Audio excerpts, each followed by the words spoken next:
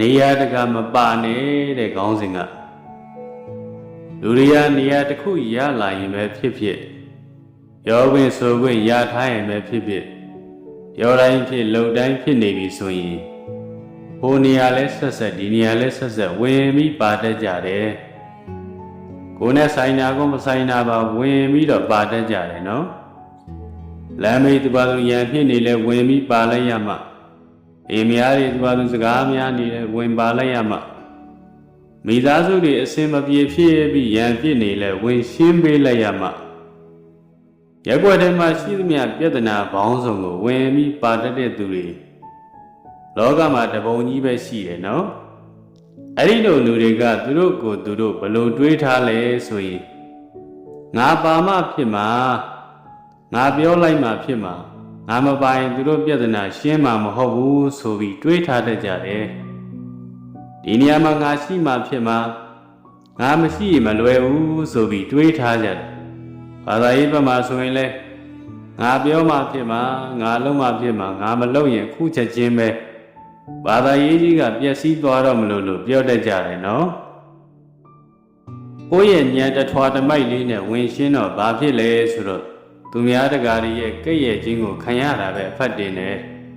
ဘာမှထူးမလာဘူးနော်လူတွေရဲ့လုံရှင်းကဘယ်နေရာမှမကောင်းဘူးစကားမပြောလို့လူအထင်မသေးဘူးစကားပြောပြီးပညာမပါရင်လူအထင်သေးနိုင်တယ်တချို့တကာကြီးတွေဖုံးဖုံးကိုလာလာလျှောက်ကြတယ်တပည့်တော်ကဒီနေရာမှာနေရာယူထားရတာဆိုတော့တပည့်တော်မရှိမဖြစ်ဘူးဗျာအကုန်တပည့်တော်ပဲလုံနေရတာဆိုပြီးတော့လာလျှောက်ကြတယ်ဘာတွေများလုံနေတာလဲစုံစမ်းကြည့်တော့နေရာတကဆရာကြီးဝင်လို့တယ်ဟိုနေရာလဲသူပါတယ်ဒီနေရာလဲပါတယ်မပါတဲ့နေရာမရှိဘူးပါလျာငပိကျက်လူတွေကသူ့ကိုအဲ့လိုပါလာကိုမကြိုက်ဘူးအဲ့လိုမပါရရင်လည်းသူကဆဲသေးတယ်ဩစဉ်းစားမိလိုက်တယ်လူတွေကနေရာတကပါလာရင်လူမုန်းများတယ်ဆိုတာပဲ